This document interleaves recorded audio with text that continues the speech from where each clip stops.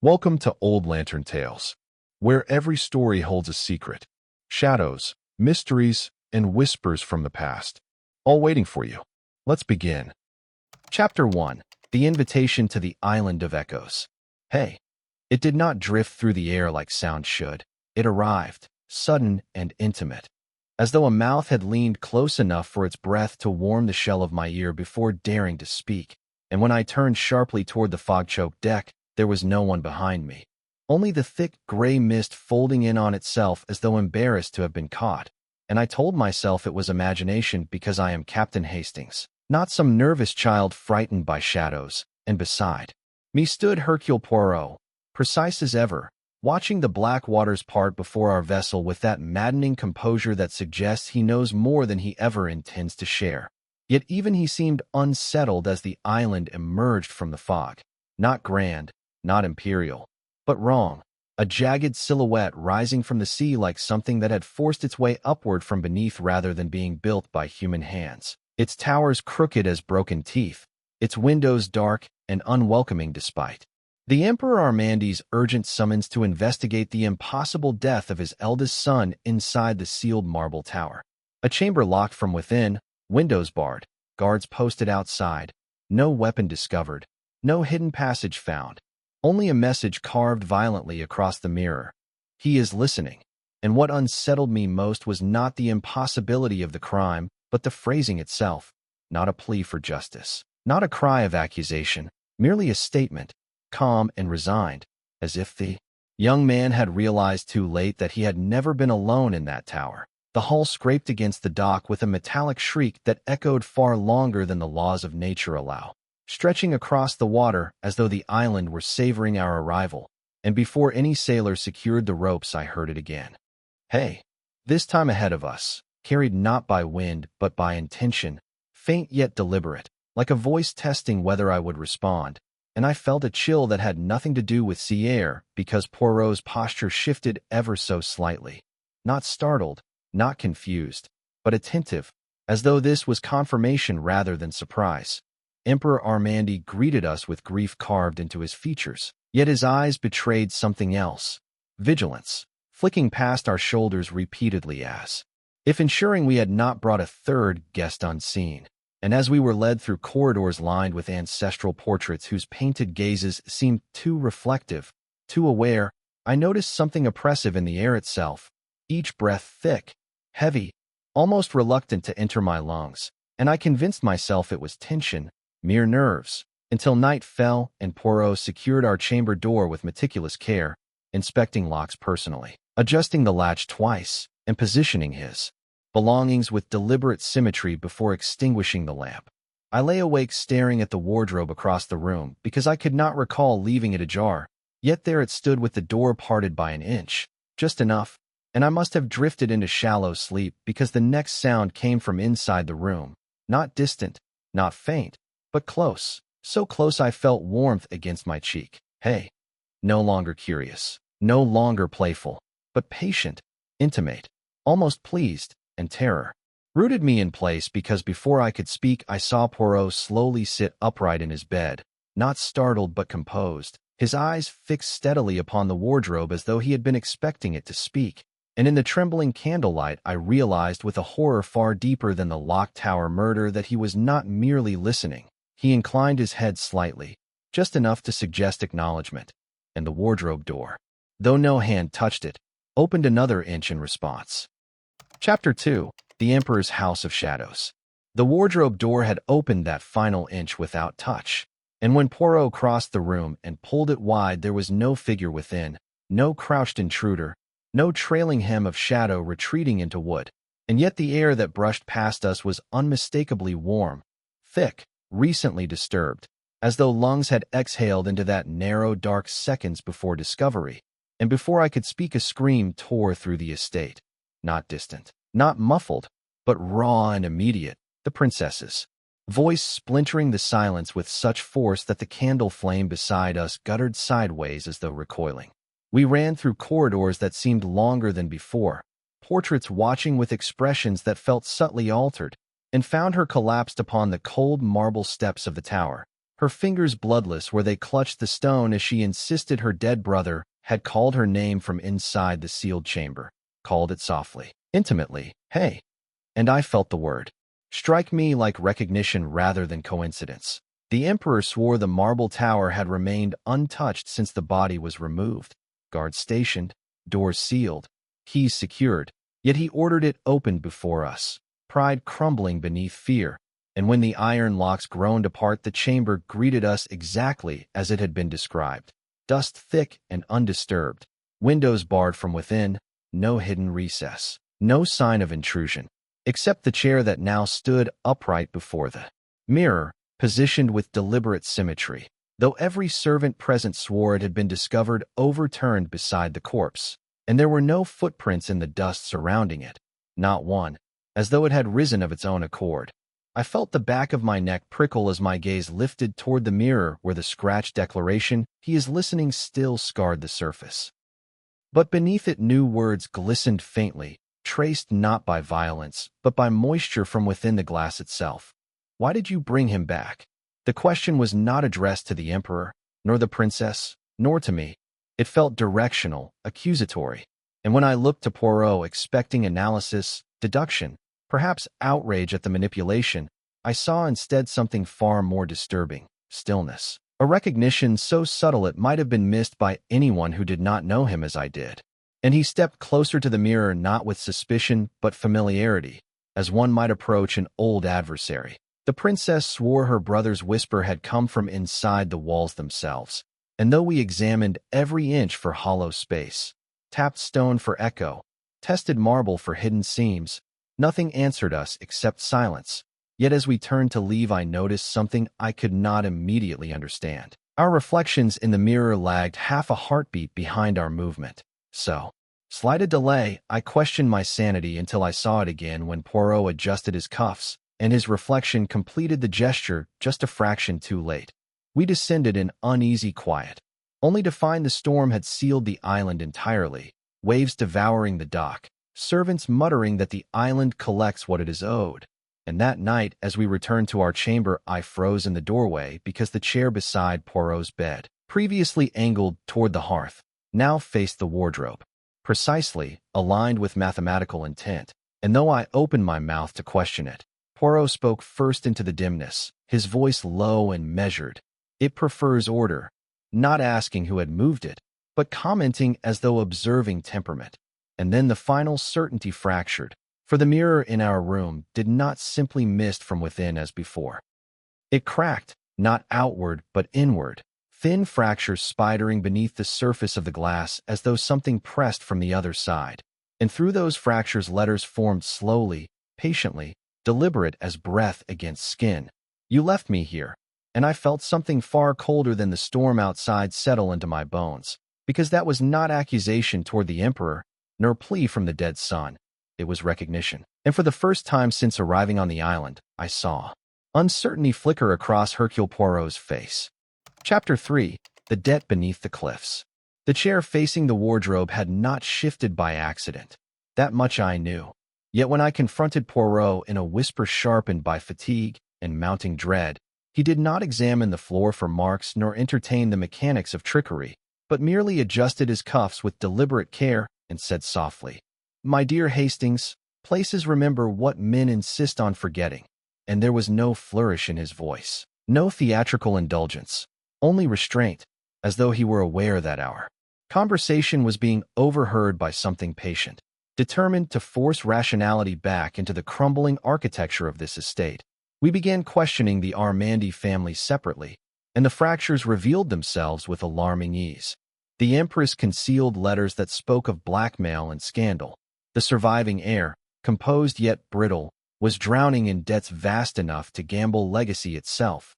And the princess, trembling between grief and defiance, admitted to loving a man, quietly exiled months before the murder. A man whose name struck me like a distant bell when I recognized it from a case Poirot had once closed with suspicious efficiency, a case he had never permitted me to revisit. When I pressed him privately, he cut me off with uncharacteristic severity, his eyes hard not with anger, but something closer to warning. And before I could challenge him further, the storm descended with surgical timing.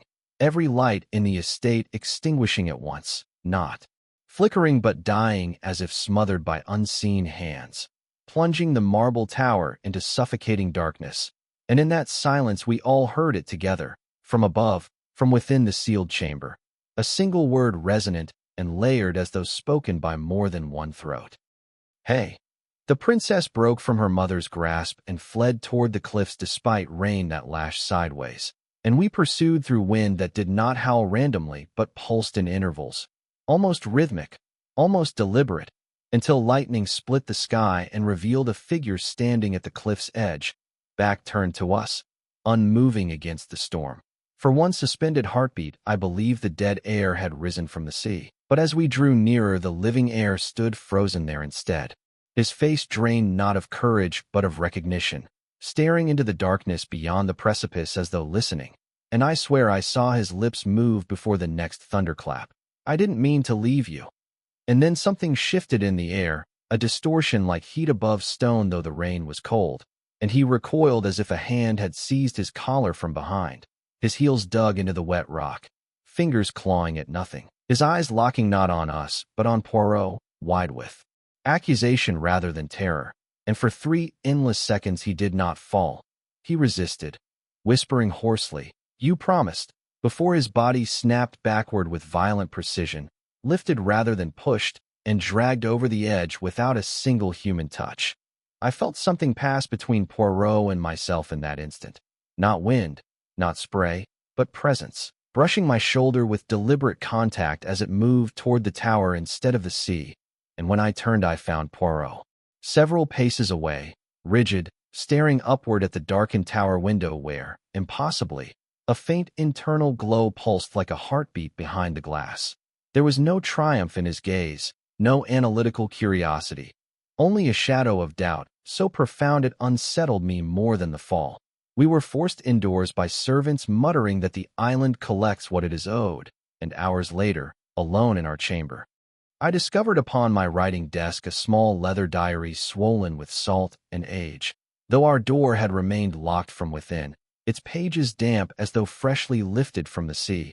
And as I reached toward it, the mirror behind me fogged suddenly, not from breath, but from within, and in its surface I saw not my reflection, but the cliff, the exact moment of the heir's resistance replaying silently, his lips forming words I could now read clearly.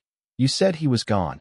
And when the vision dissolved, the diary lay open to a single page where one name had been written repeatedly in frantic ink, and carved through with such violence the paper had torn. Poirot. Yet beneath those gouges, in steadier script that seemed almost patient, 3 words remained untouched by destruction. "You left me." Chapter 4. The Man Who Was Not Dead. The name carved into the swollen diary page, Poirot, did not feel like accusation. It felt like invocation, as though written not in rage but in ritual. And when I confronted him while the storm hammered the estate with relentless fury, he did not answer immediately, did not reach for logic or pride, but stood unmoving as lightning fractured across the windows, his reflection splintered repeatedly in the glass. And only when I demanded the truth did he speak, not with flourish but with something dangerously close to restraint cracking. "Years ago," he said, "he had exposed Laurent Armandi, elder brother to the current emperor, unraveling a financial empire built upon quiet extortion and buried ruin, dismantling it piece by precise piece until Laurent stood publicly disgraced, stripped not only of wealth but of legacy. And though no crime could be legally proven beyond doubt, the damage was irreversible. Laurent had leaned across the courtroom barrier after the verdict, close enough that only Poirot heard him, and whispered, 'One day you will hear your name where no one else can, and you will know what it is to be left behind.' And Poirot had dismissed it as bitterness, until Laurent vanished entirely weeks later, neither confirmed dead nor seen again. As the weight of that unfinished history settled between us, the corridor outside breathed with unmistakable intimacy. "Hey, Hastings," my name spoken clearly, softly, deliberately, not echoing but placed, and I felt warmth graze my ear as though lips hovered just beyond sight. We rushed into the hall, but found it empty. Yet the air retained that unnatural density, and without pause we made for the marble tower where an impossible sight awaited us. Though the estate remained blacked out from the storm, candles burned within the chamber upright and unwavering, flames tall and disciplined as soldiers awaiting command, casting elongated shadows of the gathered family across the marble walls. The empress trembled yet held herself rigid, the princess pale but defiant, servants kneeling in prayer, and at the center stood the emperor clutching the iron key to the tower as though it were a talisman. Poirot stepped forward, reclaiming the precision I had feared slipping from him, declaring that fear, when engineered correctly, can move furniture, silence servants, and drive heirs to cliffs, but it cannot defy physical confinement. And Laurent Armandi, living or dead, could not have been present at the moment his nephew was dragged from the precipice, for he himself had been sealed within a corridor we inspected minutes later, bolts intact, witnesses numerous. Murmurs fractured the chamber until the princess, voice breaking, confessed she had indeed sheltered a man within hidden passages. Laurent, scarred, aged, yet alive, consumed by grievance and whispering of debts owed not to the emperor but to Poirot himself. Accusations ignited instantly, yet Poirot silenced them with a raised hand, his gaze colder now, and began outlining inconsistencies in the timeline when the candles extinguished all at once in absolute synchrony, plunging us into a darkness so complete it felt solid, pressing against the eyes. In that suffocating black, I felt fingers brush the back of my neck, unmistakable, deliberate, and a voice closer than breath murmured, "You forgot him too." And before terror could fully seize me, the darkness inhaled sharply as one, and the candles reignited in perfect unison. But something had changed. At the center of the room, the emperor stood trembling not from storm or scandal, but from the sight in his own hand. A torn diary page that had not been there seconds before, edges already curling inward as though burned from the inside out. And upon it the name Poirot scratched violently through. Yet beneath the destruction, written in steadier ink than any before, words that silenced even the storm outside, "You solved the wrong man." Chapter 5. The Whisper That Followed. He never left the island. The words seemed to thicken the air as the diary page blackened and folded inward within the emperor's shaking grasp. And in that suspended silence, I saw something settle behind Poirot's eyes. Not fear, not relief, but inevitability. And when he spoke, his voice did not rise to theatrical triumph, but lowered into precision, dismantling the illusion piece by deliberate piece. No spirit had stalked these corridors, no revenant had pressed breath against our ears, but rather a son pronounced dead who had choreographed his own murder with meticulous cruelty. The body in the marble tower disfigured beyond recognition and identified through hysteria rather than proof. The heirs mounting debts ensuring convenient blindness when details failed to align. The princess's secret meetings within hidden passages providing noise enough to mask construction. And Laurent Armandi, disgraced years prior, elevated into a phantom of vengeance to misdirect every frightened mind toward a familiar enemy. Beneath the cliffs, Poirot explained, ran ancient sea caves known only to the original bloodline, their narrow vents threading upward through marble shafts so that a whisper at one end could emerge intimately at another. Furniture manipulated through concealed counterweights embedded within the tower's forgotten architecture. Mirror messages traced from behind removable panels. Terror cultivated not by specter but by patience, because the murdered son had discovered his father's intention to disinherit him for volatility and cruelty, and rather than accept humiliation, he chose resurrection through fear, to let the island itself become his accomplice. Slow applause echoed from the balcony above, deliberate and almost admiring, and there he stood, pale but very much alive. The heir we had mourned, eyes bright not with madness but calculation, confessing with chilling composure that dismantling his own death had been easier than dismantling the family's faith in one another, that watching servants kneel and parents unravel had proven power was not inherited but extracted, and that even Hercule Poirot had followed each breadcrumb precisely as intended. The empress broke into sobs that sounded less like relief than betrayal reborn. The princess staggered backward as though struck, and the emperor, architect of fortunes, seemed suddenly ancient beneath the weight of a son who had outplayed him.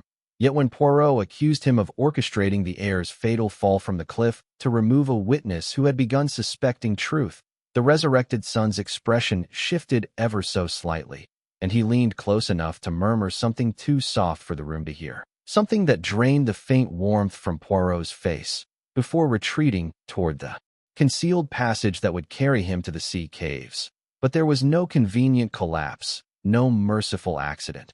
We pursued him through narrow stone veins slick with salt until we reached a cavern mouth where storm waves crashed violently. And cornered at the edge, he did not plead nor lunge but smiled with a calm that unsettled even Poirot, saying only, "You taught me how fear works," before stepping backward deliberately into the darkness as a wave surged upward and swallowed him whole. His body was never recovered. By dawn the estate stood silent, deception stripped bare, mechanics exposed, vents sealed, panels dismantled, servants emerging cautiously as though daylight could disinfect memory itself. And as Poirot and I boarded the departing vessel, I forced myself to accept the comfort of logic, levers and acoustics, manipulation and cruelty, a human monster masquerading as myth.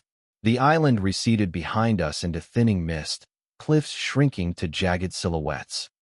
And I felt relief begin at last to settle into bone, until the sea flattened unnaturally, wind stalling without warning, gulls mid-cry falling silent, and I stood alone at the railing, certain no crewman lingered near, certain Poirot remained several paces behind reviewing notes, when from the open water, not echoing from cliff nor vent nor stone, but rising clean from the vastness itself, came a whisper shaped with impossible intimacy.